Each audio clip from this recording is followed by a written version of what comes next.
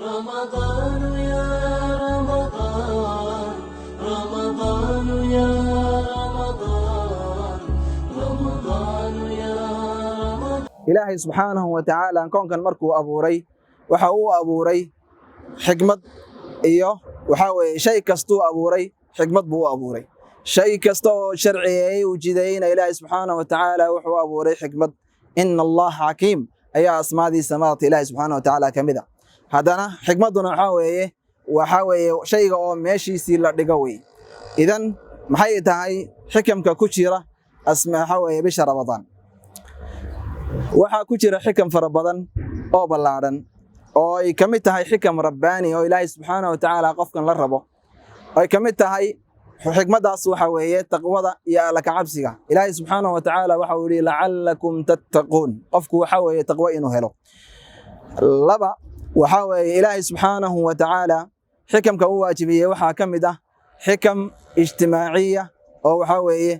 ku saabsan bulshada taasi maxay tahay Ilaahay subhanahu wa ta'ala qofka ghaniga ah waxa weeye Ilaahay wax siiyay si uu dareemo waxa weeye qofkii walaalkii ahaa oo waxa weeye miskiinka ahaa oo waxba haysanin umar isla markaana dhibaatada oonka iyo rafaadka iyo waxa weeye hadii la yiraahdo gaajada markay uu ay taabato oo walaalkii u xasuusto ayuu Ilaahay subhanahu wa ta'ala u jideeyay isla markaana waxa Ilaahay subhanahu wa ta'ala uu siiyay wax ka siiyo walaalkiisa muslimka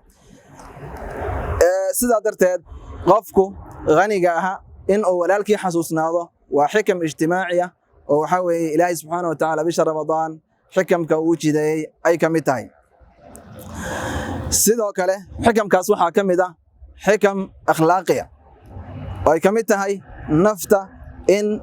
la tabdiyo oo la kantaroolo lana la yimaado waxa weeye sifaadka quruxda badan oo diinteenu ay tilmaantay in aan la nimaadno sida darteed sifaadka ma aragtay sida dabeecadda wanaagsan iyo waxa weeye waxyaabaha xun oo ka dheeraano cadhada oo iska xajino iyo wixii la midka ah waxa weeye nafta oo cibaadada lagu rabeeyo oo lagu la jihaatamo taacada Ilaahay subhanahu wa ta'ala waxay tahay xikamka loo jideeyay ee diinteenu na farayso Ramadaankana aan ka kasbanayno ayay kamid tahay sidoo kale waxa weeye xikamka ku jira waxay tahay Ilaahay subhanahu wa ta'ala in raali waxa weeye ahaanshihiisa la dalbo qofkuna isagoo madaragtay Ilaahay raali ka yahay oo madaragtay cibaadada oo raali kaga noqday oo u yimaado Ilaahay subhanahu wa ta'ala oo la kulmo intaasi marka waa xikamka qayb kamid ah oo Ilaahay subhanahu wa ta'ala u jideeyay bisha Ramadan ee barakaysan subhanahu wa ta'ala